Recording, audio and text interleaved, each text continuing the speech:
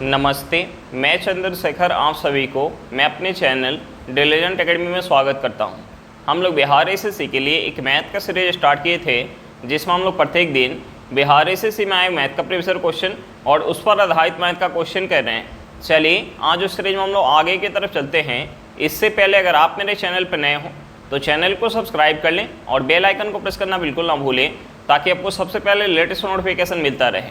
चलिए अब हम लोग क्वेश्चन की तरफ चलते हैं। देखिए हमारा क्वेश्चन क्या दिया हुआ है। हमारा क्वेश्चन है ए, बी और सी ने निश्चित निवेश किए तथा उनकी कालावधि का अनुपात क्रमशः 3:2:7 है। ए, बी और सी के लाभ का अनुपात क्रमशः 4:3:14 है। ए, बी और सी के निवेश का अनुपात क्या है, हमसे पूछ के रहे निवेश का अनुपात पूछ रहे। अब देखिए हमें क्वेश्चन में क्या दिया, हमें क्वेश्चन में ए, बी और सी के हमें लाभ का रेशियो दिया हुआ है। हमें लाभ का रेशियो कितना दिया, हमें लाभ का रेशियो दिया हुआ है 4:3:14 और हमें क्वेश्चन में क्या दिया, हमें क्वेश्चन में समय का रेशियो दिया हुआ है।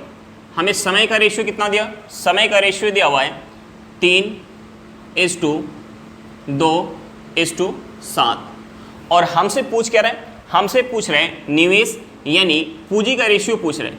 हमसे पूछ क्या रहे हैं, पूंजी का रेशियो पूछ रहे हैं। अब देखिए हमें क्वेश्चन में लाभ का रेशियो दिया है, समय का रेशियो दिया है और हमसे पूंजी का रेशियो पूछ रहे हैं। तो देखिए हम लाभ का रेशियो कैसे निकालते हैं। लाभ का रेशियो निकालने के लिए पूंजी का रेशियो निकाल के और समय का रेशियो निकाल के गुना करते हैं तो हमारा लाभ का रेशियो निकल के आता है। तो देखिए यहाँ जो है हमें लाभ का रेशियो दिया हुआ है और समय का रेशियो दिया हुआ है।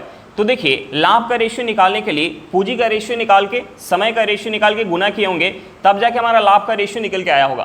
तो देखिए हम लाभ के रेशियो में अगर समय के रेशियो से भाग देंगे तो हमारा क्या निकल के आ जाएगा, पूंजी का रेशियो निकल के आ जाएगा। यहाँ से हमारा पूंजी का रेशियो हो जाएगा, यहाँ से हमारा पूंजी का रेशियो हो जाएगा 4/3:2:14/7। अब देखिए ये जो हमारा रेशियो निकल के आया, ये जो हमारा रेशियो निकल के आया, रेशियो हमारा फ्रैक्शन में निकल गया है। हम इसे अगर 7 से काट ले तो ये 7 से 14 जाएगा 2 बार में। ये हमारा रेशियो फ्रैक्शन में निकल के आया, तो हम इस फ्रैक्शन के रेशियो को नॉर्मल रेशियो में चेंज करेंगे। देखिए ये हमारा रेशियो कितना है 4/3:3/2:2। अब देखिए इस फ्रैक्शन के रेशियो को नॉर्मल रेशियो में चेंज करने के लिए हम क्या करेंगे, जो सभी जगह बट्टे में है हम उसका एलसीएम लेंगे और एलसीएम से सभी जगह गुना करेंगे। तो देखिए यहाँ बट्टे में क्या है 3 है, यहाँ क्या है 2 है और यहाँ क्या है कुछ नहीं है तो 1 है। तो देखिए 3, 2 और 1 का एलसीएम निकालेंगे तो एलसीएम क्या निकल के आ जाएगा, 6 निकल के आ जाएगा। तो हम सभी जगह 6 से गुना करेंगे। यहाँ 6 से गुना करेंगे तो 3 से 6 कितने बार में जाएगा, 2 बार में। 2 से 4 में गुना करेंगे तो ये हमारा हो जाएगा 8। यहाँ अगर हम 6 से गुना करेंगे तो 2 से 6 कितने बार में जाएगा, 3 बार में। 3 में 3 से गुना करेंगे तो ये हमारा हो जाएगा 9। यहाँ 6 से गुना करेंगे तो ये हमारा हो जाएगा 12। यहाँ से हमारा रेशियो क्या निकल के आ गया, यहाँ से हमारा पूंजी का रेशियो निकल के आ गया 8:9:12। हमारा आंसर क्या निकल के आ गया 8:9:12।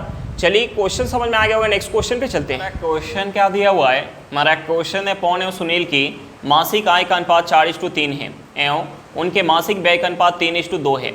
यदि पवन एवं सुनील प्रति माह क्रमशः 4,000 रुपये एवं 6,000 रुपये की बचत करते हैं तो उनकी मासिक आयों का योगफल क्या है। हमसे पूछ क्या रहे, मासिक आयों का योगफल पूछ रहे।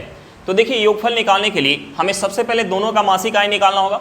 अब देखिए हमें क्वेश्चन में मासिक आय का हमें रेशियो क्या दिया हुआ है, इनकम का हमें रेशियो दिया हुआ है 4:3। इनकम का हमें रेशियो क्या दिया, इनकम का हमें रेशियो दिया हुआ है 4:3 और हमें क्वेश्चन में व्यय यानी एक्सपेंडिचर का हमें रेशियो क्या दिया हुआ है, एक्सपेंडिचर का हमें रेशियो दिया हुआ है 3:2। एक्सपेंडिचर का रेशियो दिया 3:2 और हमें क्वेश्चन में क्या दिया, हमें क्वेश्चन में दोनों का सेविंग दिया हुआ है। हमें दोनों का सेविंग कितना दिया, हमें एक का सेविंग दिया हुआ है 4,000 रुपये, दूसरे का हमें सेविंग दिया हुआ है 6,000 रुपये। तो देखिए हम यहाँ क्रॉस प्रोडक्ट लगा के दोनों का इनकम निकाल सकते हैं। देखिए क्रॉस प्रोडक्ट लगाने के लिए हम क्या करेंगे, इसमें इससे गुना करेंगे और इसमें इससे गुना करेंगे। तो देखिए 3 में 3 से गुना करेंगे तो ये हमारा कितना हो जाएगा, ये हमारा हो जाएगा 9। उसके बाद हम 4 में 2 से गुना करेंगे तो ये हमारा कितना हो जाएगा, ये हमारा हो जाएगा 8। अब देखिए हम यहाँ क्या करेंगे, इन दोनों का डिफरेंस लेंगे। तो देखिए 9 यूनिट में से अगर हम 8 यूनिट माइनस करेंगे तो ये हमारा कितना हो जाएगा, 1 यूनिट हो जाएगा। उसके बाद हम क्या करेंगे, इससे इसमें गुना करेंगे और इससे इसमें गुना करेंगे। अब देखिए 2 से 4,000 में गुना करेंगे तो ये हमारा कितना हो जाएगा, ये हमारा हो जाएगा 8,000 रुपया। ये हमारा हो जाएगा 8,000 रुपया, और 3 से अगर हम गुना करेंगे 6,000 में तो ये हमारा कितना हो जाएगा, ये हमारा हो जाएगा 18,000 रुपया। अब देखिए हम यहाँ क्या करेंगे, इन दोनों का अंतर लेंगे, इन दोनों का हम अंतर लेंगे तो ये हमारा कितना हो जाएगा, ये हमारा हो जाएगा 10,000 रुपये। अंतर कितना हो जाएगा, 10,000 रुपये।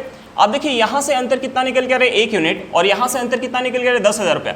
यानी यहाँ से इस 1 यूनिट का वैल्यू हमें क्या पता चल गया, इस 1 यूनिट का वैल्यू पता चल गया 10,000 रुपये, 1 यूनिट का वैल्यू पता चल गया 10,000 रुपये।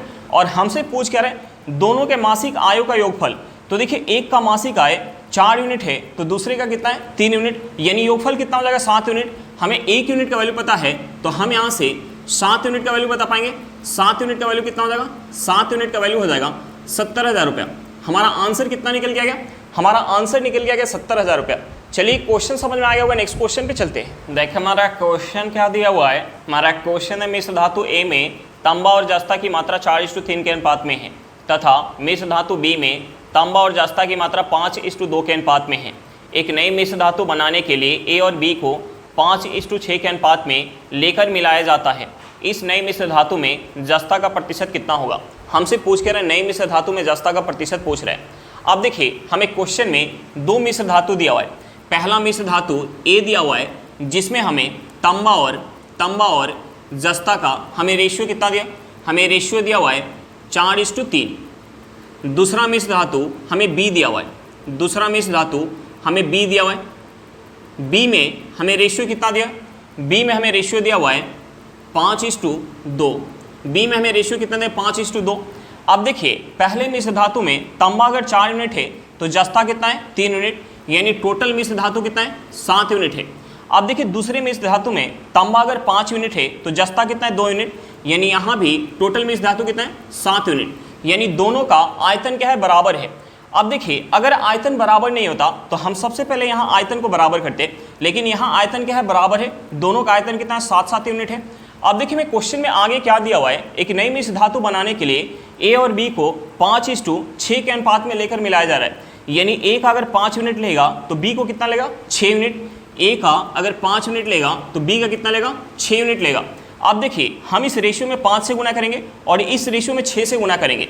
हम इस रेशियो में 5 से गुना करेंगे तो ये हमारा कितना हो जाएगा, ये हमारा हो जाएगा 20:15। इसमें अगर 5 से गुना करेंगे तो ये हमारा हो जाएगा 20:15। इसमें हम 6 से गुना करेंगे तो ये हमारा कितना हो जाएगा, ये हमारा हो जाएगा 30:12। अब देखिए हम यहाँ क्या करेंगे, तांबा से तांबा को ऐड करेंगे, जस्ता से जस्ता को ऐड करेंगे। अब देखिए हम यहाँ 20 में 30 ऐड करेंगे तो ये हमारा कितना हो जाएगा, 50 यूनिट, और 15 में 12 ऐड करेंगे तो ये हमारा कितना हो जाएगा, 27 यूनिट। और हमसे पूछ क्या रहे, हमसे पूछ रहा है मिश्र धातु में, नई मिश्र धातु में जस्ता का प्रतिशत। तो देखिए नई मिश्र धातु में जस्ता कितना है, 27 यूनिट। जस्ता कितना है, जस्ता कितना है, 27 यूनिट। टोटल कितने में से, टोटल कितने में से, 77 यूनिट में से गुने 100 करेंगे तो यहाँ से हमारा क्या निकल के आ जाएगा, जस्ता का प्रतिशत निकल के आ जाएगा। यहाँ से हमारा जस्ता का प्रतिशत निकल के आ जाएगा। अब देखिए हम इसे अगर काटेंगे तो ये हमारा कटने वाला है क्या, ये हमारा कटने वाला नहीं है। हम इसे काटेंगे तो हमारा कटने वाला नहीं है। हम इसे लगभग में अगर लिखेंगे, लगभग में लिखेंगे तो यहाँ से लगभग में हमारा 35% हो जाएगा। लगभग में जस्ता का प्रतिशत क्या निकल गया, 35% निकल के आ गया। चलिए क्वेश्चन समझ में आ गया होगा, नेक्स्ट क्वेश्चन पे चलते हैं। देखिए हमारा क्वेश्चन क्या दिया हुआ है, हमारा क्वेश्चन है मोनिका अपनी आय का 72% खर्च कर देती है। यदि उसकी आय में 20% की वृद्धि होती है और उसकी बचत में 15% की वृद्धि हो जाती है तो उसके खर्च में कितने प्रतिशत की वृद्धि होगी। हमसे पूछ कर खर्च में प्रतिशत वृद्धि पूछ रहे हैं। तो देखिए हमने मान लिया कि मोनिका की जो आय है, हमने इनकम को मान लिया 100 रुपया, हमने इनकम को मान लिया 100 रुपया। अब देखिए मैं क्वेश्चन में दिया कि 72% खर्च कर रही है, यानी हमें इनकम पता है तो हम यहाँ से एक्सपेंडिचर निकाल सकते हैं। एक्सपेंडिचर कितना होगा, इसका 72%, 100 का 72% निकालेंगे तो ये हमारा हो जाएगा 72 रुपया। अब देखिए 100 रुपये कमा रही है जिसमें से 72 रुपये खर्च कर रही है, यानी बचा कितना रही होगी, बचा रही होगी 28 रुपये। अब देखिए मैं क्वेश्चन में आगे क्या दिया हुआ है, हमें क्वेश्चन में आगे दिया हुआ है कि यदि उसकी आय में 20% की वृद्धि होती है। अब देखिए पहले आय कितना है, 100 रुपया, 20% की वृद्धि के बाद आय कितना हो जाएगा, 120 रुपया। और हमें क्वेश्चन में आगे दिया हुआ है कि उसकी बचत में 15% की वृद्धि होती है। अब देखिए बचत कितना है, 28 रुपये है। 28 रुपये का अगर हम 15% निकालेंगे तो हमारा दशमलव में निकल के आएगा। तो देखिए दशमलव से बचने के लिए हम यहाँ इनकम को क्या माने, तो देखिए उसके लिए हम क्या करेंगे, उसके लिए हम सबसे पहले 15% को फ्रैक्शन में चेंज करेंगे। 15% को फ्रैक्शन में चेंज करेंगे तो ये हमारा हो जाएगा 3/20, ये हमारा हो जाएगा 3/20। अब देखिए हम यहाँ से सेविंग का रेशियो निकालेंगे तो पहले सेविंग अगर 20 यूनिट होगा तो 20 पे 3 के वृद्धि के बाद सेविंग कितना हो जाएगा, 23 यूनिट हो जाएगा। अब देखिए यहाँ सेविंग कितना है, 20 यूनिट, और यहाँ सेविंग कितना है, 28 रुपया। तो देखिए इन दोनों को बराबर करने के लिए हम क्या करेंगे, हम जो है 28 में अगर 5 से गुना कर लें और 20 में 7 से गुना कर लें तो ये दोनों बराबर हो जाएगा। अब देखिए अगर हम यहाँ 5 से गुना करें तो हमें यहाँ भी 5 से गुना करना होगा, यहाँ भी 5 से गुना करना होगा। तो देखिए अब हम यहाँ पॉइंट से बचने के लिए हम यहाँ इनकम को मान लेते हैं 500 रुपया, इनकम को मान लेते हैं 500 रुपया। एक्सपेंडिचर कितना हो जाएगा, एक्सपेंडिचर कितना हो जाएगा, 72 में अगर हम 5 से गुना करेंगे तो ये हमारा कितना हो जाएगा, ये हमारा हो जाएगा 360 रुपया। तो यहाँ सेविंग कितना हो जाएगा, सेविंग हो जाएगा 140 रुपया। अब देखिए इनकम में क्या हो रहा है, इनकम में 20% का वृद्धि हो रहा है। तो देखिए 500 रुपये का अगर हम 20% निकालेंगे तो ये हमारा कितना हो जाएगा, 100 रुपया हो जाएगा। ये हमारा 100 रुपया बढ़ने के बाद इनकम कितना हो जाएगा, 600 रुपया हो जाएगा। अब देखिए सेविंग में क्या हो रहा है, सेविंग में 15% का वृद्धि हो रहा है। तो देखिए हम इसका 15% यानी 3/20 निकालेंगे तो 3/20 कितना हो जाएगा, हम इसका 3/20 निकालेंगे तो 20 से 140 जाएगा 7 बार में, 7 में 3 से गुना करेंगे तो 21 हो जाएगा। यानी 21 के वृद्धि के बाद ये कितना हो जाएगा, 21 के वृद्धि के बाद ये कितना हो जाएगा, 161 रुपया हो जाएगा। अब देखिए यहाँ इनकम कितना है, 600 रुपया, सेविंग कितना है, 161 रुपया। तो हम यहाँ से एक्सपेंडिचर निकाल सकते हैं। एक्सपेंडिचर निकालने के लिए हम क्या करेंगे, 600 रुपये में से माइनस करेंगे 161 रुपया। तो ये हमारा कितना हो जाएगा, 600 में से अगर हम माइनस करेंगे 200 तो ये हमारा कितना हो जाएगा, 400 हो जाएगा। और हमने यहाँ कितना ज़्यादा माइनस कर लिया, हमने यहाँ 39 ज़्यादा, यानी ये हमारा हो जाएगा, ये हमारा हो जाएगा 439, ये हमारा हो जाएगा 439। अब देखिए पहले जो है एक्सपेंडिचर कितना था, 360 रुपया, और अब कितना है, 439 रुपया। यानी एक्सपेंडिचर में कितने का वृद्धि हो गया, एक्सपेंडिचर में कितने का वृद्धि हो गया, एक्सपेंडिचर में 79 रुपये का वृद्धि हो गया, 79 रुपये का वृद्धि हो गया। कितने पर, 360 रुपये पर, गुने 100 करेंगे तो यहाँ से हमारा प्रतिशत वृद्धि निकल के आ जाएगा। अब देखिए हम यहाँ से एक जीरो से एक जीरो काट सकते हैं। हम इसे अगर 2 से काटेंगे तो ये 2 से जाएगा 5 बार में, इसे 2 से काटेंगे तो ये 2 से जाएगा 18 बार में। अब देखिए यहाँ से हमारा निकल के आ गया, हम इसे अगर काटेंगे तो ये हमारा नहीं कटेगा। हम यहाँ गुना करेंगे 5 से, तो देखिए 5 से गुना करेंगे तो ये हमारा कितना हो जाएगा, 80 में 5 से गुना करेंगे तो 400 हो जाएगा। और हम यहाँ एक ज़्यादा लेके गुना करें यानी हम उसमें से 5 माइनस करेंगे तो ये हमारा हो जाएगा 395, 395 बटा हमारा क्या हो जाएगा, 18 हो जाएगा। हम यहाँ से इसे लिख सकते हैं 18 से इसे काटेंगे, ये 18 से 2 बार में जाएगा, 18 दूनी 36, हाथ में 3, ये हमारा कितना हो जाएगा, ये हमारा हो जाएगा 18 दूनी 36, हाथ में क्या हो जाएगा, 3 हो जाएगा, ये हमारा हो जाएगा 35। अब देखिए 35 को अगर 18 से काटेंगे तो एक बार में जाएगा, 35 को 18 से काटेंगे तो एक बार में जाएगा, हाथ में क्या आ जाएगा 17, ये हमारा हो जाएगा 21 सही 17/18%। यानी एक्सपेंडिचर में कितने का वृद्धि हो जाएगा, एक्सपेंडिचर में 21 सही 17/18% का वृद्धि हो जाएगा। हमारा आंसर क्या निकल के गया, 21 सही 17/18%। चलिए क्वेश्चन समझ में आ गया होगा, नेक्स्ट क्वेश्चन पे चलते हैं। देखिए हमारा क्वेश्चन क्या दिया हुआ है, हमारा क्वेश्चन है ए की आय बी की आय से 50% अधिक है। यदि ए की आय में 40% की वृद्धि होती है और बी की आय में 30% की वृद्धि होती है तो उनकी संयुक्त आय में होने वाली प्रतिशत वृद्धि कितनी है। हमसे पूछ कर रहे, दोनों के संयुक्त आय में प्रतिशत वृद्धि पूछ रहे हैं। अब देखिए मैं क्वेश्चन में दिया कि ए की आय बी की आय से 50% अधिक है, तो देखिए हम यहाँ से दोनों के आय का हम रेशियो निकाल सकते हैं। अब देखिए ए की जो आय है बी की आय से 50% अधिक है, तो हमने मान लिया कि बी की आय 100 रुपया है तो ए की आय कितनी हो जाएगी, 150 रुपया, इससे 50% अधिक। अब देखिए मैं क्वेश्चन में आगे क्या दिया हुआ है, हमें क्वेश्चन में आगे दिया हुआ है कि यदि ए की आय में 40% की वृद्धि होती है। अब देखिए वृद्धि होने के बाद 40% वृद्धि होने के बाद ए की आय कितनी हो जाएगी, पहले जो है ए की आय अगर 150 है तो 40% की वृद्धि होने के बाद देखिए 150 का 40% निकालेंगे तो ये हमारा कितना हो जाएगा, 60 हो जाएगा। यानी 60 के वृद्धि होने के बाद ये कितना हो जाएगा, ये हो जाएगा 210। 60 के वृद्धि के बाद ये कितना हो जाएगा, 210 हो जाएगा। अब देखिए बी की आय में कितना का वृद्धि हो रहा है, 30% का, तो देखिए 100 का अगर हम 30% निकालेंगे तो ये हमारा कितना हो जाएगा, 30 हो जाएगा। यानी 30 के वृद्धि के बाद ये कितना हो जाएगा, 130 हो जाएगा। अब देखिए पहले जो है दोनों का संयुक्त आय कितना था, पहले जो है दोनों का संयुक्त आय कितना था 250 रुपये, और वृद्धि के बाद दोनों का संयुक्त आय कितना हो जाएगा, वृद्धि के बाद दोनों का संयुक्त आय कितना हो जाएगा, हम इसे ऐड करेंगे तो ये हमारा हो जाएगा 340 रुपये, ये हमारा हो जाएगा 340 रुपये। अब देखिए कितने का वृद्धि हो गया, यहाँ जो है कितने का वृद्धि हो गया, 340 में से माइनस करेंगे 250, तो देखिए ये हमारा कितना हो जाएगा, ये हमारा हो जाएगा 90, यानी 90 का वृद्धि हो गया कितने पर, 90 का वृद्धि हो गया कितने पर, 250 पर गुने 100 करेंगे तो यहाँ से हमारा वृद्धि प्रतिशत निकल के आ जाएगा। अब देखिए हम यहाँ से एक जीरो काट सकते हैं, 25 से हम इसे काटेंगे, ये कितने बार में जाएगा, 4 बार में, 9 में 4 से गुना करेंगे तो ये हमारा कितना हो जाएगा 36%, यानी कितने प्रतिशत का वृद्धि हो जाएगा, दोनों के संयुक्त आय में 36% का वृद्धि हो जाएगा। हमारा आंसर कितना निकल के आएगा 36%। चलिए क्वेश्चन समझ में आ गया होगा, नेक्स्ट क्वेश्चन पे चलते हैं। देखिए हमारा क्वेश्चन क्या दिया हुआ है, हमारा क्वेश्चन एक वस्तु को 1100 रुपये में बेचने पर प्राप्त होने वाला लाभ इसी वस्तु को 700 रुपये में बेचने पर होने वाली हानि का 3 गुना है। 12.5% लाभ अर्जित करने के लिए उस वस्तु को किस मूल्य पर बेचना चाहिए। हमसे पूछ के रहे वस्तु का एसपी पूछ रहे हैं, तो देखिए वस्तु का एसपी निकालने के लिए हमें सबसे पहले वस्तु का सीपी निकालना होगा। अब देखिए वस्तु का सीपी कैसे निकाल सकते हैं, वस्तु का हम सीपी कैसे निकाल सकते हैं। अब देखिए मैं क्वेश्चन में दिया है कि वस्तु को 1100 रुपये में बेचने पर, वस्तु को 1100 रुपया में बेचने पर जो लाभ हो रहा है 700 रुपये में बेचने पर जो हानि हो रहा है उस हानि का 3 गुना लाभ हो रहा है, उस हानि का 3 गुना लाभ हो रहा है। तो देखिए हमने मान लिया कि 700 रुपये में बेचने पर 100 रुपया का हानि हो रहा है, तो लाभ कितना हो जाएगा 1100 रुपये में बेचने पर, इसका 3 गुना यानी 3x का लाभ हो जाएगा। अब देखिए यहाँ से यहाँ तक का अंतर कितना है, x प्लस का 3x, और हम यहाँ रुपया में अगर अंतर देखेंगे, रुपया में अंतर देखेंगे तो रुपया में अंतर कितना हो जाएगा 400 रुपया हो जाएगा।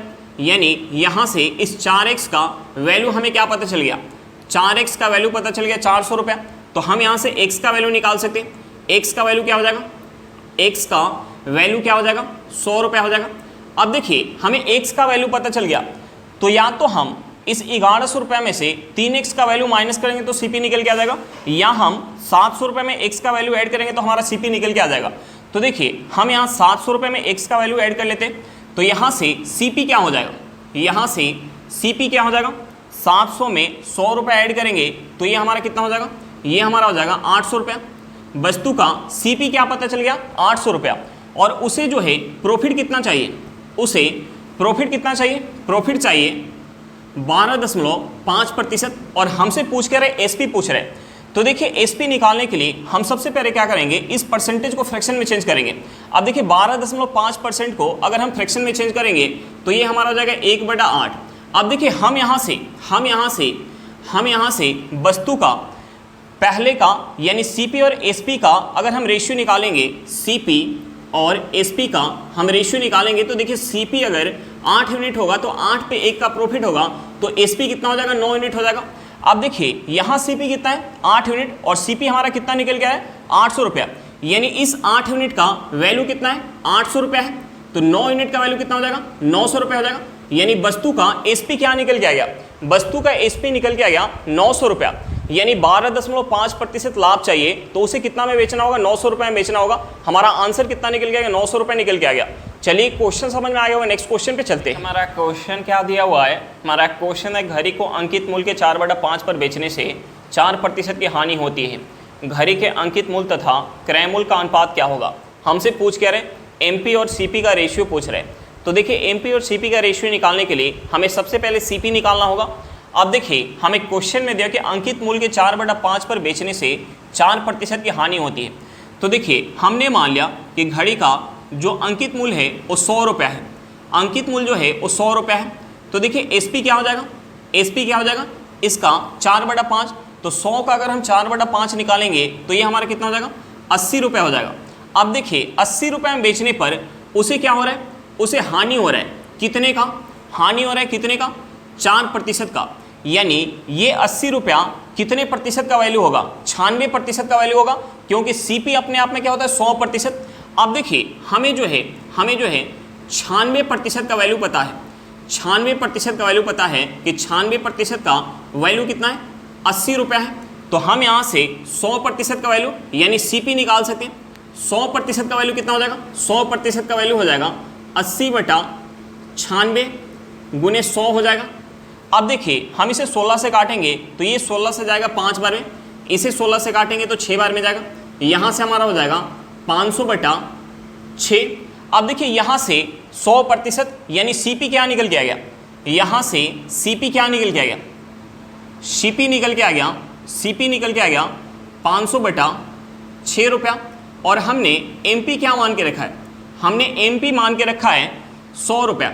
MP क्या मान के रखा है 100 रुपया। और हमसे पूछ क्या रहे, हमसे पूछ रहे हैं MP और CP का रेशियो। तो देखिए हम यहाँ से रेशियो निकालेंगे तो MP कितना है 100 रुपये, CP कितना है 500/6 रुपया। अब देखिए यहाँ से हम 2 जीरो से 2 जीरो काट सकते हैं, यहाँ से हमारा रेशियो निकल के आ जाएगा, यहाँ से रेशियो निकल के आ जाएगा 6:5। यानी MP और CP का रेशियो क्या निकल के आ गया 6:5 निकल के आ गया। हमारा आंसर क्या निकल के आ गया 6:5 निकल के आ गया। चलिए क्वेश्चन समझ में आ गया होगा, नेक्स्ट क्वेश्चन पे चलते हैं। देखिए हमारा क्वेश्चन क्या दिया हुआ है, हमारा क्वेश्चन एक मोबाइल फ़ोन का अंकित मूल्य उसके क्रय मूल्य से 12% अधिक है। यदि अंकित मूल्य पर 8% की छूट दी जाती है तो लाभ प्रतिशत क्या है। हमसे पूछ के रहा है, लाभ प्रतिशत पूछ रहा है। तो देखिए एक हमारा कंसेप्ट होता है, MP/CP equal to 100 plus profit percent बटा 100 माइनस डिस्काउंट परसेंट। अब देखिए हमें क्वेश्चन में दिया कि अंकित मूल्य उसके क्रय मूल्य से 12% अधिक है। तो देखिए हमने मान लिया कि जो क्रय मूल्य है वो 100 रुपये है, तो अंकित मूल्य कितना हो जाएगा इससे 12% अधिक, यानी 112 रुपये हो जाएगा। अब देखिए हमें क्वेश्चन में और क्या दिया हुआ है, हमें क्वेश्चन में डिस्काउंट परसेंट दिया है और हमसे प्रॉफिट परसेंट पूछ रहे हैं। तो ये हमारा हो जाएगा 100 प्लस P बटा 100 माइनस डिस्काउंट कितना है 8%। तो देखिए हम इस इक्वेशन से P यानी प्रॉफिट परसेंट निकाल सकते हैं। हम इसे अगर काटेंगे 4 से तो ये 4 से कितने बार में जाएगा, हम इसे 4 से काटेंगे तो ये 4 से जाएगा 25 बार में, इसे 4 से काटेंगे तो ये 4 से जाएगा 2 बार में, हाथ में 3, ये हमारा हो जाएगा 32 जाएगा 4 से 8 बार में। यहाँ से हमारा हो जाएगा, ये हमारा हो जाएगा 28/25 इक्वल टू ये हमारा हो जाएगा 100 प्लस P बटा माइनस करेंगे तो ये हमारा कितना हो जाएगा, ये हमारा हो जाएगा 92। अब देखिए यहाँ से क्रॉस गुना करेंगे तो ये हमारा हो जाएगा, क्रॉस गुना करेंगे तो ये हमारा हो जाएगा 2500 प्लस 25P इक्वल टू, अब देखिए हम यहाँ अगर गुना करेंगे, हम यहाँ 28 में अगर हम 92 से गुना करेंगे तो देखिए 28 में अगर हम 100 से गुना करेंगे, 28 में अगर हम 100 से गुना करेंगे तो ये हमारा कितना हो जाएगा, 28 में 100 से गुना करेंगे तो हमारा हो जाएगा 2800। और हमने कितना ज़्यादा से गुना कर लिया 8 से, यानी 28 में अगर हम 8 से गुना करेंगे तो ये हमारा कितना हो जाएगा, 20 में 8 से 160 और 8 में 8 से 64, 160 प्लस का 64 कितना हो जाएगा, ये हमारा हो जाएगा 224। अब देखिए 2800 में से माइनस करेंगे 224, 2800 में से माइनस करें 224 तो ये हमारा हो जाएगा 2500, ये हमारा हो जाएगा 2576। अब देखिए इस 2500 को अगर हम इस साइड लेके आएंगे तो हमारा प्लस में तो माइनस में हो जाएगा, यानी ये हमारा हो जाएगा 25P इक्वल टू, अब देखिए माइनस करेंगे 2576 में से 2500 तो ये हमारा कितना हो जाएगा 76 हो जाएगा। अब देखिए यहाँ से हमारा P इक्वल टू हो जाएगा 76/25।